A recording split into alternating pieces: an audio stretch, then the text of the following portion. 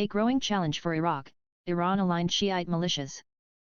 It was a stark message, a convoy of masked Shiite militiamen, armed with machine guns and rocket-propelled grenades, drove openly through central Baghdad denouncing the U.S. presence in Iraq and threatening to cut off the Prime Minister's ear.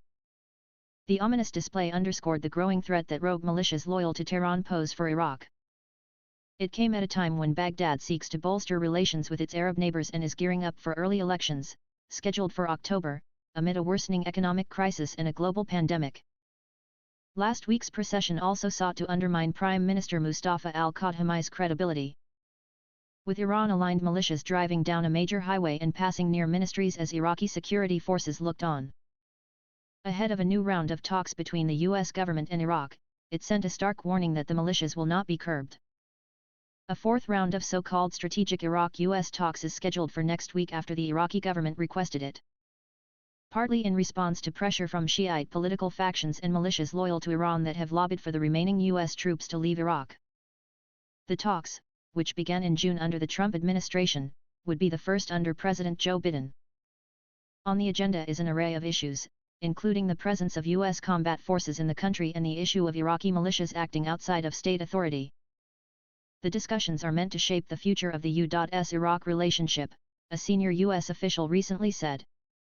It is a tightrope for al-Kadhimi, who has said that bringing armed groups under state control is a goal of his administration but finds himself increasingly helpless in reining in the groups.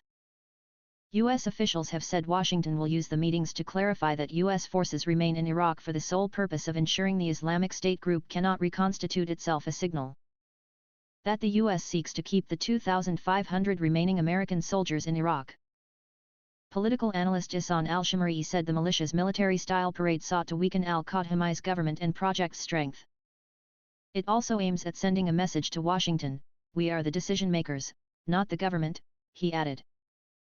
The militiamen in the parade were mostly from a shadowy Shiite group known as Rabaa Allah, one of about a dozen that surfaced after the Washington-directed drone strike that killed Iranian General Qasem Soleimani and Iraqi militia leader Abu Mahdi al-Muhandis in Baghdad in January 2020.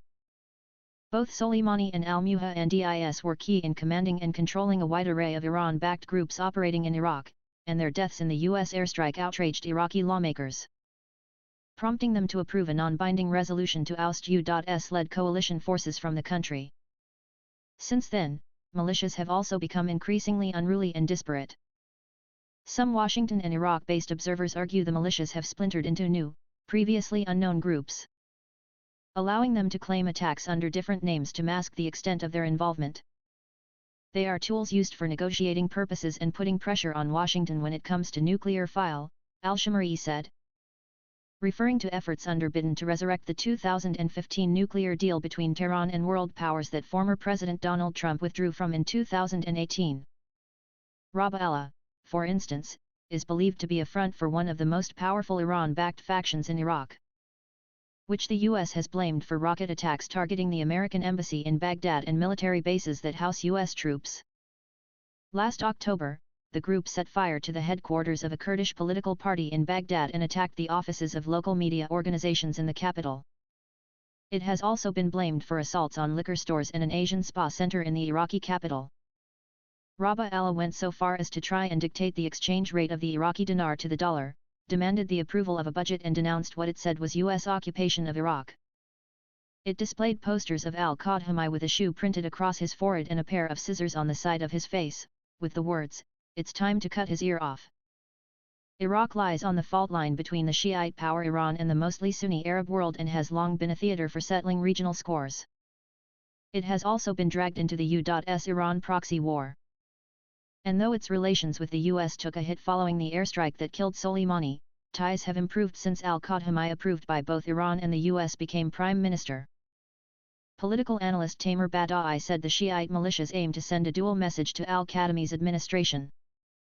The first is a warning against any attempt at curbing the militias' influence under the banner of fighting corruption. The other is to pressure the government to push the U.S. to scale down the number of coalition forces in Iraq.